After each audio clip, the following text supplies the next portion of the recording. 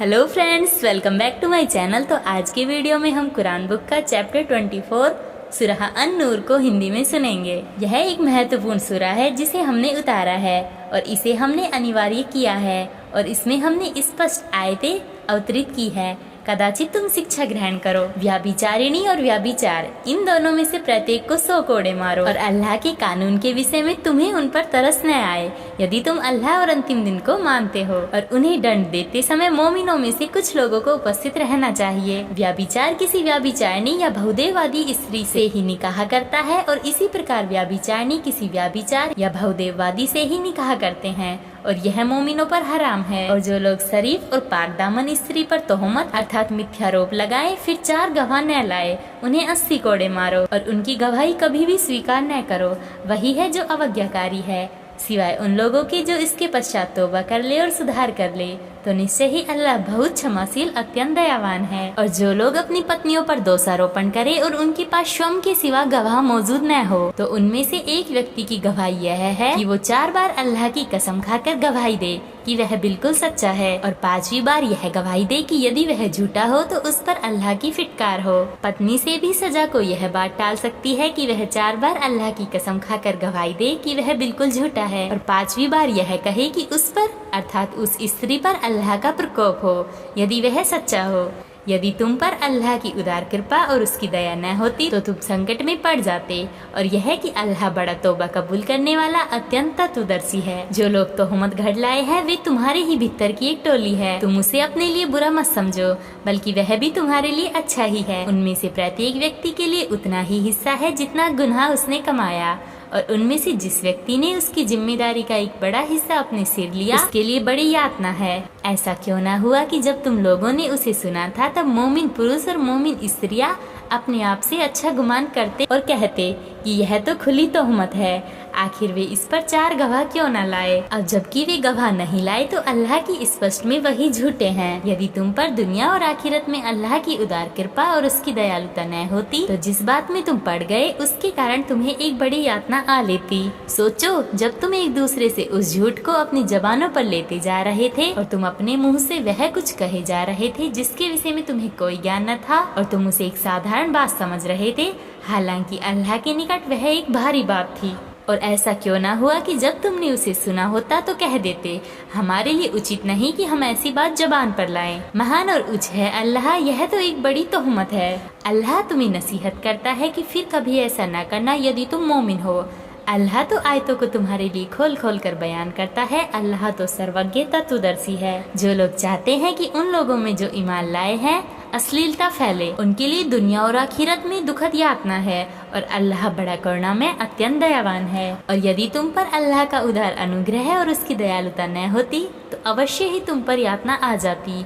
और यह कि अल्लाह बड़ा करुणा में अत्यंत दयावान है। ऐ ईमान लाने वालों, शैतान के पद चिन्हों पर न चलो। जो कोई शैतान के पद चिन्हों पर चलेगा तो वह तो उसे अश्लीलता और बुराई का आदेश देगा। और यदि अल्लाह का उदार अनुग्रह और उसकी दयालुता तुम पर न होती तो तुम में से कोई भी आत्मविश्वास को प्राप्त न कर सकता। किंतु अल्लाह जिसे चाहता है संवारता निखारता है। अल्लाह तो सब कुछ सुनता जानता है। तुम में जो बड़ाई वाले और सामर्थ्यवान हैं, वे इस बात पर कसम ना खा बैठे कि अपने नातेदार, मोहताज और अल्लाह की राह में घर बार छोड़ने वाले लोगों की मदद न करेंगे। उन्हें चाहिए कि क्षमा कर दे और उनसे दरगुजर करे। क्या तुम यह नहीं चाहते कि अल्लाह तुम्हें क्षमा करे? अल्लाह बहुत क्षमाशील अत्यंत दयावान है। निसंदेह जो लोग शरीफ, पाक दामन, भोली भाली, बेखबर, ईमान वाली स्त्रियों पर तोहमत लगाते हैं उन पर दुनिया और आखिरत में फिटकार है और उनके लिए एक बड़ी यातना है। जिस दिन की उनकी जबानें और उनके हाथ और उनके पाँव उनके विरुद्ध उसकी गवाही देंगे जो कुछ वे करते रहे थे, उस दिन अल्लाह उन्हें उनका ठीक ठाक बदला पूरी तरह दे देगा जिसके वे पात्र हैं। और वे जान लेंगे कि निसंदेह अल्लाह ही सत्य है, खुला हुआ प्रकट कर देने वाला। गंदी चीजें गंदे लोगों के लिए है और गंदे लोग गंदी चीजों के लिए, और अच्छी चीजें अच्छे लोगों के लिए है और अच्छे लोग अच्छी चीजों के लिए। वे लोग उन बातों से बरी है जो वे कह रहे हैं, उनके लिए क्षमा और सम्मानित आजीविका है। ऐ ईमान लाने वालों, अपने घरों के सिवा दूसरों के घरों में प्रवेश न करो जब तक कि रजाबंदी हासिल न कर लो, और उन घर वालों को सलाम न कर लो, यही तुम्हारे लिए उत्तम है। कदाचित तुम ध्यान रखो। फिर यदि उनमें किसी को न पाओ तो उनमें प्रवेश न करो जब तक कि तुम्हें अनुमति प्राप्त न हो, और यदि तुमसे कहा जाए कि वापस हो जाओ तो वापस हो जाओ। यही तुम्हारे लिए अधिक अच्छी बात है। अल्लाह भली बाती जानता है जो कुछ तुम करते हो। इसमें तुम्हारे लिए कोई दोष नहीं है कि तुम ऐसे घरों में प्रवेश करो जिनमें कोई न रहता हो और जिनमें तुम्हारे फायदे की कोई चीज हो, और अल्लाह जानता है जो कुछ तुम प्रकट करते हो और जो कुछ तुम छिपाते हो। ईमान लाने वाले पुरुषों से कह दो कि अपनी निगाहें बचा कर रखे और अपने गुप्तांगों की रक्षा करे, यही उनके लिए अच्छी बात है। अल्लाह को उसकी पूरी खबर रहती है जो कुछ वे किया करते हैं। ईमान लाने वाली स्त्रियों से कह दो कि वे भी अपनी निगाहें बचा कर रखे और अपने गुप्तांगों की रक्षा करे और अपने श्रृंगार प्रकट ना करे सिवाय उसके जो खुद ही जाहिर हो जाए, और अपने सीनों पर अपने दुपट्टे डाले रहे और अपना श्रृंगार किसी पर जाहिर ना करे सिवाय अपने पतियों के या अपने बापों के या अपने पतियों के बापों के या अपने बेटों के या अपने पतियों के बेटों के या अपने भाइयों के या अपने भतीजों के या अपने भांजों के या मेल जोल की स्त्रियों के या जो उनकी अपनी मिल्कियत में हो, या उन अधीनस्थ पुरुषों के जो उस अवस्था को पार कर चुके हैं जिसमें स्त्री की जरूरत होती है, या उन बच्चों के जो स्त्रियों के पर्दे की बातों से परिचित न हो। और स्त्रियां अपने पाँव धरती पर मारकर न चले कि अपना जो श्रृंगार छिपा रखा है वह मालूम हो जाए।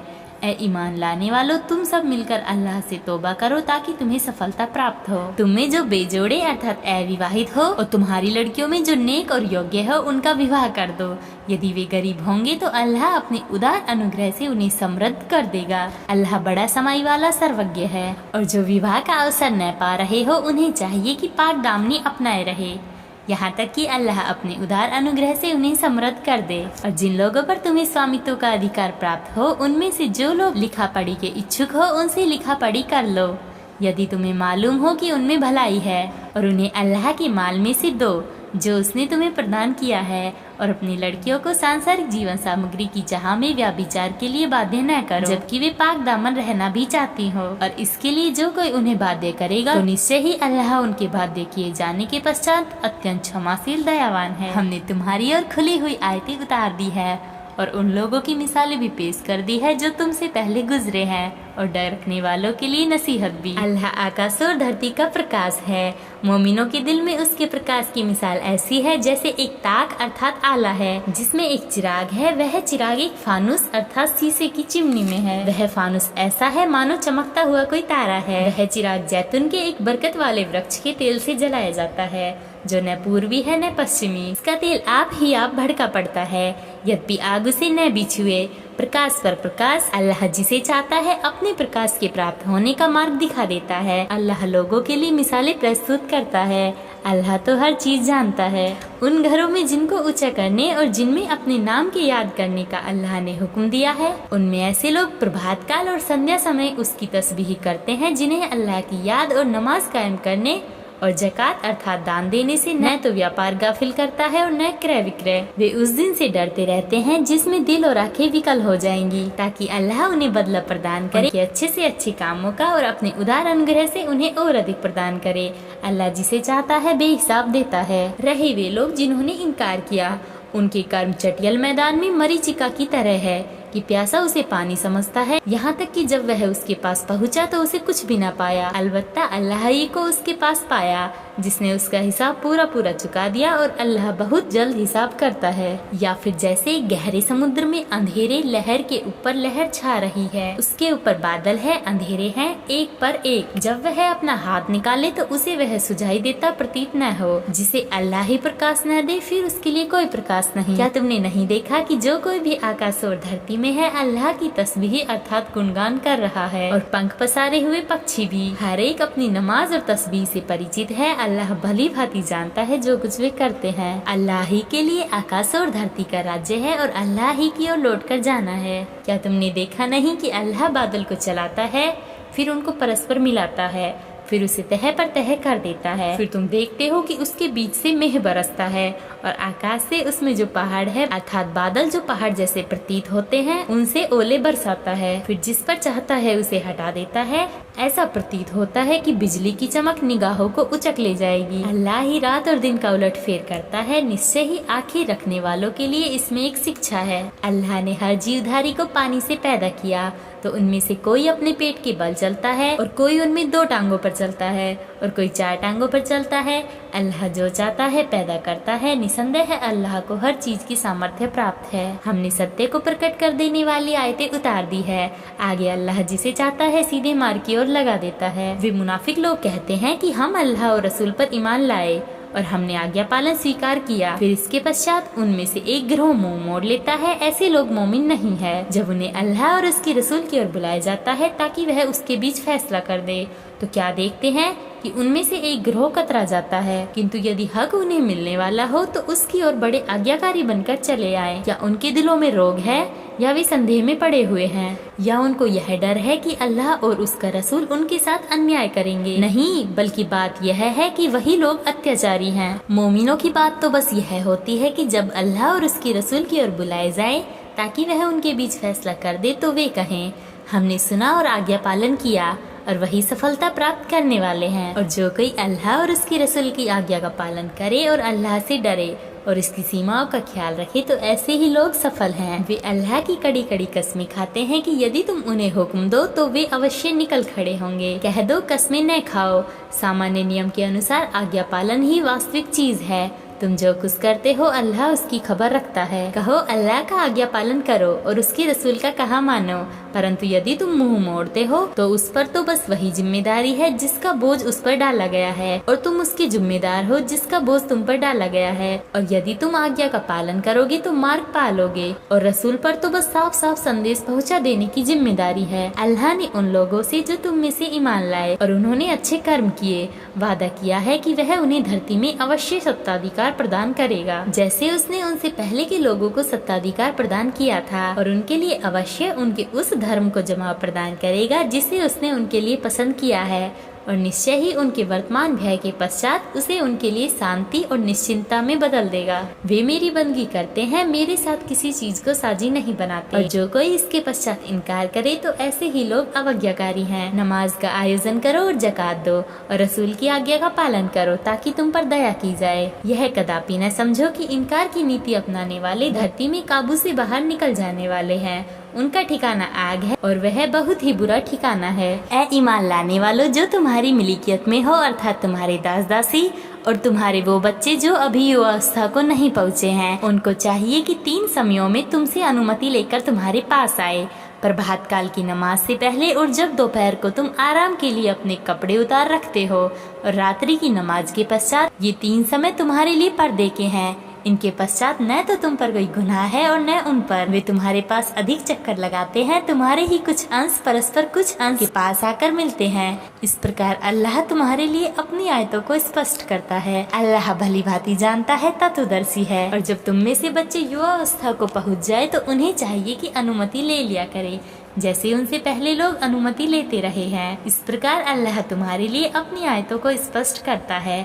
अल्लाह भली भांति जानने वाला तत्वदर्शी है। जो स्त्रियां युवा अवस्था से गुजरकर बैठ चुकी हो और जिन्हें विवाह की आशा न रह गई हो, वे अपनी चादरें उतार कर रख दे तो उन पर कोई दोष नहीं। जबकि वे श्रृंगार का प्रदर्शन करने वाली न हो, फिर भी वे इससे बचे तो उनके लिए अधिक अच्छा है।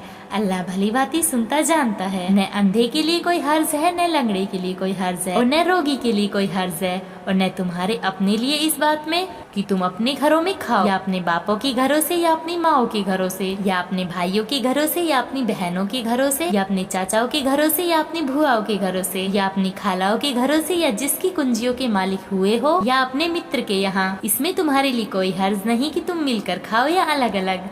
हाँ, अलबत्ता जब घरों में जाया करो तो अपने लोगों को सलाम किया करो। अभिवादन अल्लाह की ओर से नियत किया हुआ, बरकत वाला और अत्यधिक पाक। इस प्रकार अल्लाह तुम्हारे लिए अपनी आयतों को स्पष्ट करता है ताकि तुम बुद्धि से काम लो। मोमिन तो बस वही है जो अल्लाह और उसकी रसूल पर पक्का ईमान रखते हैं, और जब किसी सामूहिक मामले के लिए उसके साथ हो तो चले न जाए जब तक कि उससे अनुमति प्राप्त न कर ले। ऐ नबी, जो लोग आवश्यकता पड़ने पर तुमसे अनुमति ले लेते हैं वही लोग अल्लाह और रसूल पर ईमान रखते हैं। जब वे किसी काम के लिए अनुमति चाहे तो उनमें से जिसको चाहे अनुमति दे दिया करो, और उन लोगों के लिए अल्लाह से क्षमा की प्रार्थना किया करो। निसंदेह अल्लाह बहुत क्षमाशील अत्यंत दयावान है। अपने बीच रसूल के बुलाने को तुम आपस में एक दूसरे जैसा बुलाना न समझना। अल्लाह उन लोगों को भली भांति जानता है जो तुम में से ऐसे हैं कि एक दूसरे की आड़ लेकर चुपके से खिसक जाते हैं। अतः उनको जो उसके लिए आदेश की अवहेलना करते हैं डरना चाहिए कि कहीं ऐसा ना हो कि उन पर कोई आजमाइश आ पड़े या उन पर कोई दुखद यातना आ जाए। सुन लो, आकाश और धरती में जो कुछ भी है अल्लाह का है। वह जानता है तुम जिस नीति पर हो, और जिस दिन वे उसकी ओर पलटेंगे तो जो कुछ उन्होंने किया होगा वह उन्हें बता देगा। अल्लाह तो हर चीज को जानता है।